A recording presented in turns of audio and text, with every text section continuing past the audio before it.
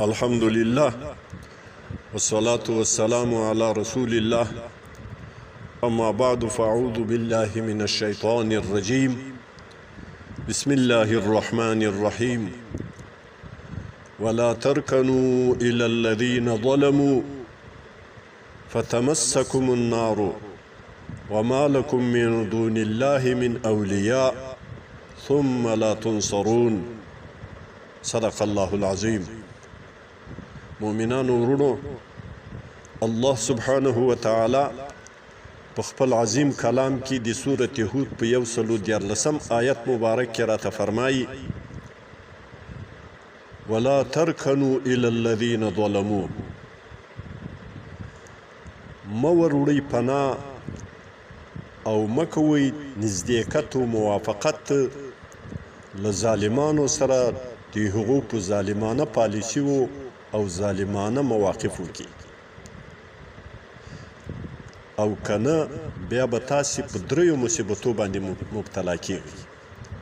اول فتمسکم النار، تاسو به جهنم ته رسیږئ، لکه چې همدغه ظلمه او کفره جهنمیان دي په خپلو ظالمانه او کفري دریځونو او اعمالو سره، نو که تاسې هغو ته پناهنده سئ، د هغو سره موافق سئ، تاسې به هم جهنمیان یاست، العیاذ بالله. دوهم وما لکم من دون الله من اولیاء، او نه به وي تاسې لره سوا الله سبحانه وتعالی هیڅ قسم دوستان و مددګاران. او دریم ثم لا تنصرون، بیا به تاسو سره د الله سبحانه وتعالی له لوري هم هیڅ مدد او مرسته نه کیږي، او تکې تنها او یوازې به پاته یاست. په دې آیت مبارک کې الله جل جلاله موږ مؤمنانو ته د حریت و استقلال او ازادي بهترین درس راکوي. مفسر ابن جوزی رحمه الله د ولا ترکنوا الى الذين ظلموا په تفسیر کې د سلفو مفسرینو څلور اقوال را نقل کوي. فرمایي چې عبدالله ابن عباس رضی الله عنهما فرمایي لا تمیلوا الیهم، تاسې میلان و توافق و موافقت مه کوئ له ظلمه سره او له کفره سره. ابو العالیه رحمه الله فرمایي لا ترضوا اعمالهم، تاسې راضي و خوښ مه اوسئ په هغه ظالمانه او کفري عملونو د دوی باندې، کړو د دوی باندې. او حضرت قتاده رحمه الله فرمایي چې لا تلحقوا بالمشرکین، الحاق او ملګرتیا مه کوئ له مشرکینو او له کفارو له ظلمو سره.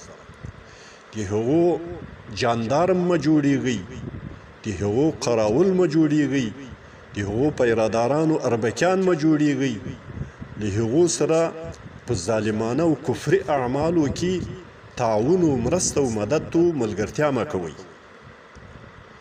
او حضرت سدي او ابن زید رحمهم الله فرمایي چې لا تداهنوا الظلمه، مداهنت مه کوئ له ظلمه او کفره سره، په دین باندې ورسره سودا مه کوئ، په خپل شریعت باندې پښې مږدئ، خپل شرعي او اسلامي ایمانی حریت له لاسه مه ورکوئ.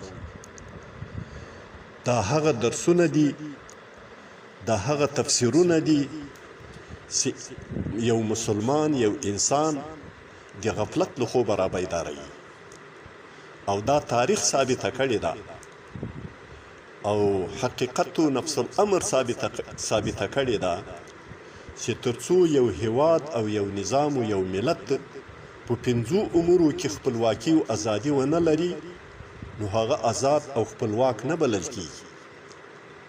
که هر څومره هغه دعوا او شعارونه د ازادي او د خپلواکي ورکوي، نو دا دعوا او دا شعار غلط ده، هم ځان ته دوکه ورکوي، هم ملت ته دوکه ورکوي. او هغه 5 امور چې په هغو کې باید چې یو مسلمان ملت استقلال ولري، ازادي ولري، هغه 5 امور دا دي. اول، مسلمانان باید اسلامی نظام باید علمی استقلال ولري، هم په اخروي علومو کې او هم په دنیوي تکوینی او ساینسي علومو کې، ترڅو هغه خپل د دین او د دنیا ضرورتونه په خپل علم سره او په خپل صلاحیت باندې هغه حل و فصل کې او د دښمن په جال کې ګیر نه وي پاته، دښمن ته محتاج نه وي.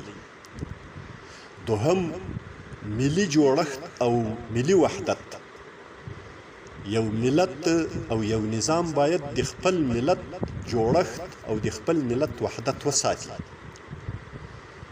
د اصرار پالیسي، د تحمل پالیسي او د قربانۍ پالیسي غوره کړي، خپل ټول ملت په ځان راټول کړي او ټول مخالف طاقتونه او قوتونه دا په خپل اسلامي ایمانی فراست او ذکاوت سره دا له ځانه سره راونیسي او د اسلام او د دین او د حق هغه قسم خوړلو دښمنانو ته چې مؤمنانو مسلمانانو ته په کمین کې دي او د داسې مواقعو او فرصتونو په تلاش کې دي چې هغو ته په خپل کور کې اور بل کړي او ځینې هغه اجیر طاقتونه او اجیر افکار په خپل کار باندې راولي، په خپل خدمت کې وګماري او د مسلمانانو وحدت او د مسلمانانو هغه اتفاق هغه په دړي وړي کړي.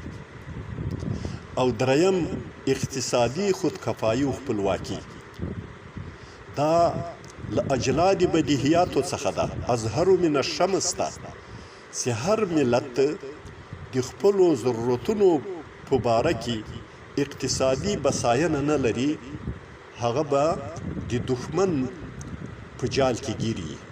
که هر څومره چغې د حریت او د ازادي ویي، خو هغه به مجبور یې دی ته چې د دښمن پرامین به مني. او یو متل ده وایي کسی کنان دهد فرمان دهد. او څلورم پوځي او امنیتي خپلواکي. هر ملت، هر مسلمان نظام دا باید پوځي او امنیتي خپلواکي ولري، هم په تسلیحاتي امورو کې او هم په تعلیماتي او تعلیمي برخو کې، چې د همدغه پوځي او امنیتي تعلیمي برخو کې او روزنه کې به دوی کفره و ظلمه ته محتاج نه وي. د دوی امنیتي قوتونه به د دنیا له سیالانو سره په خپل کور کې په اسلامي نظریه باندې سیالان کیږي. او د ما مؤمنانو ورونو، دا حقیقت ته هلته رسېدای سو چې موږ د خپل ملي اردو، ملي پولیس، امنیتي قواو په تصلیح کولو کې، په مصالح کولو کې موږ دښمن ته ضرورت او احتیاج ونه لرو. موږ د هغو په روزنه کې دښمن ته احتیاج ونه لرو. نو که چېرته موږ د هغو په تصلیح او تمویل کې یا د هغو په روزنه کې دښمن ته احتیاج لرو، مصارف د دغه امنیتي قواو د دغه ځواک به موږ ورکوو، له بودیجې او له سرمایې د مسلمانانو څخه به پرې کېږي او خدمتګزاري به د بادارانو کوي. بیا په هیڅ صورت باندې موږ نه خپلواک بلل کېدای سو، نه آزاد بلل کېدای سو. د موږ دغه مهم قوت او مهم ارګان به د دښمن په قبضه کې، د هغه په قومنده به چلیږي او مصارف به یې موږ پرې کوو. د دنیا زیات مسلمانان په دې مصیبت باندې اخته دي. او پنځم سیاسي او اداري ازادي. که موږ سیاسي او اداري خپلواکي او ازادي ونه لرو، هم په کورنۍ پالیسي کې، هم په بهرنۍ پالیسي کې، او د نورو په اشارو په ایماو باندې چلیږو، نو موږ که هر څومره شعارونه د خپلواکي او د ازادي ورکوو، خو موږ به خپلواک او آزاد نه یو. او موږ به ځان هم دوکه کړی، ملت به هم دوکه کړی. الله دې موږ ته د قرآن او د اسلام په صحیح تعلیماتو باندې په صحیح تشریح او تعبیر تفسیر سره عمل را نصیب کی. اقول قولی هذا. د نړۍ هر غافل په اذان ویښوم، ز بلال خوب ولې جهان ویښوم. زبلال خوب ولي جهان ویخوم